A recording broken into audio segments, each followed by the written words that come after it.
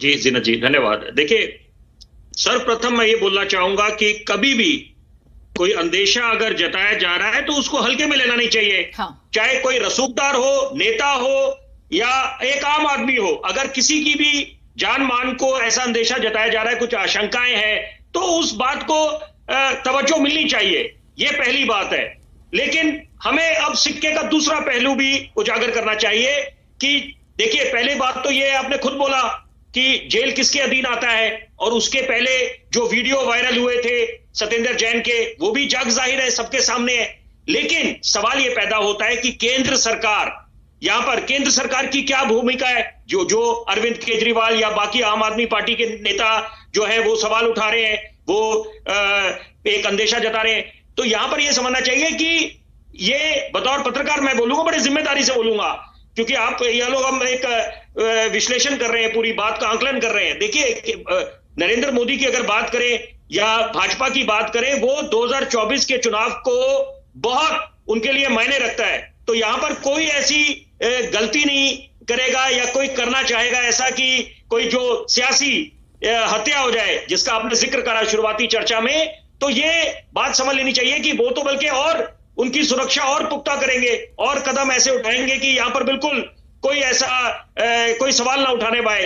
दूसरी बात है कि यहां पर जो ये रिमांड ली गई है, ये बात समझ लेनी चाहिए, तो कोर्ट ने रिमांड दी है और यहां पर दूध का दूध पानी का पानी हो जाएगा। क्योंकि मुहिम किसने छेड़ी थी कि यहां पर आम आदमी पार्टी ने पहल करी थी कि शिक्षा की क्रांति तो बाद में लेके आए, पहले ये क्रांति लेके आए कि यहां पर वीडियो बनाए जाए, सार्वजनिक करें, अगर कुछ भ्रष्टाचार के मामले उजागर होते हैं तो यहां पर अभी, क्योंकि ये शुरुआती दौर है, यहां पर बिल्कुल मैं आपके साथ इत्तेफाक रखूंगा कि उनको आरोपी नहीं कह सकते, उनपे ये आरोप लग रहे हैं, अभी दोषी नहीं कह सकते, कन्विक्टेड नहीं है। बिल्कुल। मैं लेकिन एक बात बोलूंगा, देखिए यहां पर अगर रिमांड दी गई है तो वो कोर्ट ने दी है। दूसरी बात है कि यहां पर जेल किसके अधीन आता है, इसको भी हमें मद्देनजर रखना पड़ेगा। और यहां पर सबसे बड़ी बात है कि कांग्रेस की भूमिका, क्योंकि कांग्रेस बड़ी, मेरे को ताज्जुब हो रहा है कि कांग्रेस पार्टी का तो राज रहा है 15 साल दिल्ली में, 1998 से लेकर 2013 का जो दौर दिल्ली ने देखा है। आज कांग्रेस खुद कंफ्यूज है, खुद नहीं जानती क्या। आधे नेता बोल रहे हैं कि बिल्कुल ये सही बात है जो गिरफ्तारी हुई है, आधे नेता कुछ अलग बयानबाजी कर रहे हैं। तो पहले तो खुद इनको स्टैंड क्लियर कर लेना चाहिए कि किस तरफ ये बोलना क्या चाह रहे हैं। और दूसरी बात है कि ये जो खबरें आ रही हैं कि एक और बड़ी गिरफ्तारी होगी, तो ये बिल्कुल दर्शाता है कि यहां पर अब बहुत कुछ होने वाला है। कौन सी गिरफ्तारी? मुझे लग रहा है कि आपके पास अलग से कोई इंफॉर्मेशन है, आम आदमी पार्टी से या कांग्रेस से?